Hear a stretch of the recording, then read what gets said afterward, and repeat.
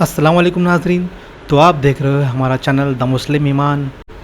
तो आज एक बहुत ही अहम मसले पर बात होने जा रही है।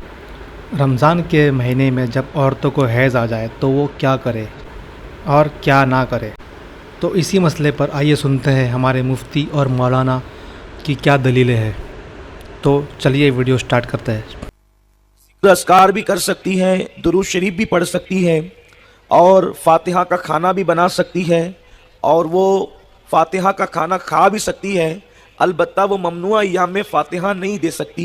उसकी वजह यह है कि फातिहा में कुरान मुक़द्दस की तिलावत करनी होती है, इस वजह से वो फातिहा नहीं दे सकती। और औरतें चूँकि कभी कभी वज़ाइफ करती है तो वज़ाइफ में आयतल कुर्सी भी पढ़ती हैं, तो ममनुआ अय्याम में औरतें आयतल कुर्सी कुरान की तिलावत की नीयत से न पढ़ें, बल्कि वो अल्लाह तबारक व ताला की तारीफ़ और हम्द की नीयत से पढ़ेगी, तो उनका वजीफ़ा भी हो जाएगा और वो सवाब के मुस्तहिक भी होंगी और वो गुनाह से भी बच जाएगी। इसी तरह अगर उनको कुल पढ़ना हो तो कुल के अल्फाज हटाकर हो अल्लाहु अहद से वो पूरी सूरह इखलास भी पढ़ सकती हैं, अल्लाह की हम्द की नीयत से, अल्लाह की तारीफ़ की नीयत से, कुल हटाकर हो अल्लाहु अहद वगैरह। इसी तरह वो सूरह फातिहा भी पढ़ सकती है, बनियत कुरान नहीं बनियत हम्द। इसको ख़ास याद रखना चाहिए, नीयत बदलेगी तो उसका मसला बदल जाएगा। सूरह फातिहा को अय्याम ममनुआ में बतौर कुरान की तिलावत नहीं पढ़ सकती, बतौर हम्द पढ़ सकती है। हुज़ूर, एक सवाल आपकी बारगाह में ये है कि क्या नापाकी की हालत में औरत मैयत को गुस्ल दे सकती है? नापाकी की हालत में औरत मैयत को गुस्ल दे सकती है, इसमें कोई हर्ज नहीं है। उसकी वजह यह है कि औरतें उस हालत में खाना भी पका सकती है और शौहर के साथ ज़िंदगी भी गुजार सकती है, सिवाय जो है वो वजीफ़े ज़ौजियत के वो अपने शौहर के साथ ज़िंदगी भी गुजार सकती है।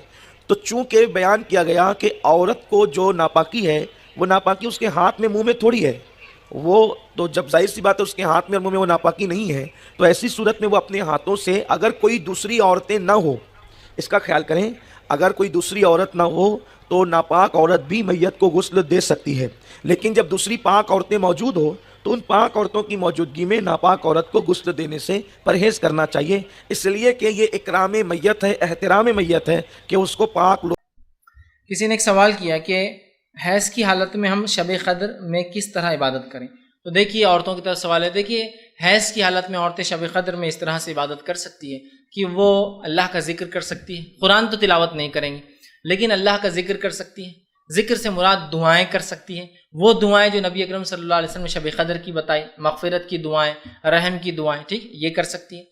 इसी तरह जो है ज़िक्र के अलावा, दुआओं के अलावा उसके पास कोई ऑप्शन नहीं बचता, इसलिए कि वो नमाज नहीं पढ़ेंगी और साथ में जो है तिलावत कुरान भी नहीं करेंगी। तो लिहाजा औरतें ज़िक्र कर सकती है, दुआएं कर सकती है, और ऐसी औरतें, दूसरी औरतें जो इबादतें कर रही है उनके बच्चों को भी संभाल सकते हैं, चूँकि ज़िक्र के लिए और दुआओं के लिए कोई पोजीशन, कोई जगह, कोई चीज़ नहीं है। ऐसा नमाज के लिए क़िबला होना चाहिए, ज़मीन पाक होना चाहिए, है ना, वो सब वो भी नहीं है। तो लिहाजा ऐसी औरतें, ऐसा कार पूल होता है ना, एक कार है तो दो चार लोग मिलकर इस्तेमाल करते हैं, ऐसा शब क़द्र का पूल बना ले कि भाई 4 5 6 औरतें हैं, लेकिन 1 2 औरतें हाइज़ा है, तो वो क्या करेंगी, रात की तैयारी करेंगी, सहर की तैयारी करेंगी, बच्चों को संभालेंगी रात भर, ताकि ये 4 औरतें जो नमाज भी पढ़ सकती है और तिलावत कुरान भी कर सकती है, वो बेनिफिट उठा ले, है ना।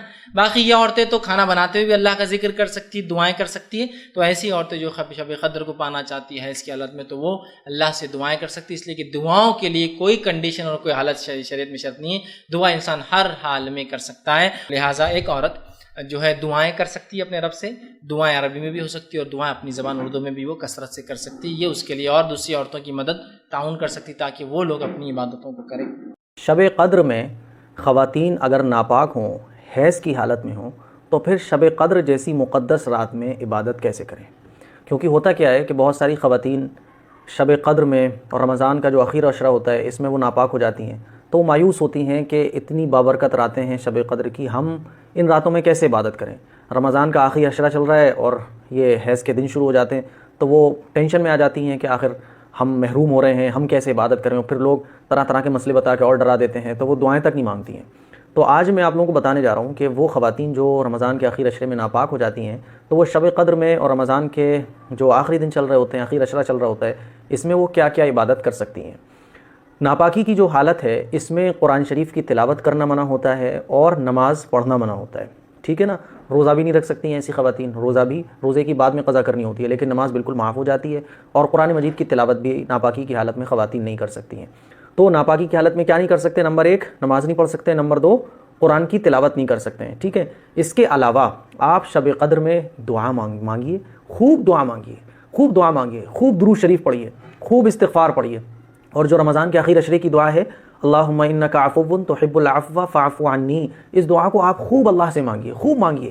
اور شب قدر کی جو راتیں ہیں اس میں آپ یہ مت سوچیے کہ صاحب ہم تو ناپاک ہیں، ہم کیسے عبادت کریں، اور افسوس میں پڑی رہیں، ٹینشن میں پڑی رہیں کہ لو صاحب شب قدر میں ہم عبادت نہیں کر سکتے۔ نہیں، آپ بھی عبادت کر سکتی ہیں۔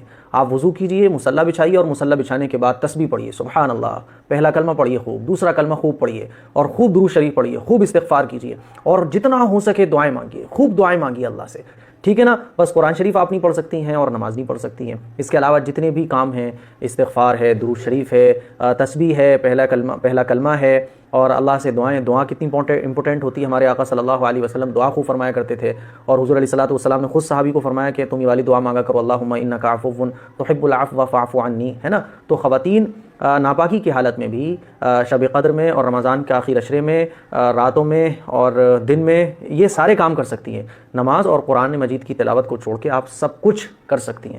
تو اسی لیے مایوس مت ہوئیے، اور شب قدر کی جو مقدس راتیں ہیں اس میں آپ یہ سارے کام کریے۔ امید کرتا ہوں بات سمجھ آ گئی ہوگی۔ اس کلپ کو شیئر بھی کریں تاکہ ہر خاتون تک یہ کلپ پہنچ سکے، اور یہ ایک ضروری مسئلہ ہے، ایک ضروری باتیں ہیں، کیونکہ آج کل اس سلسلے میں بڑی کنفیوژن کریٹ کر دی جاتی ہے کہ نہیں صاحب وہ تو مصلی پہ بھی نہیں بیٹھ سکتی، نہیں صاحب وہ تو افطاری بھی نہیں بنا سکتی۔ تو اسی لیے اس کلپ کو آپ شیئر ضرور کیجیے گا۔ السلام علیکم ورحمۃ اللہ۔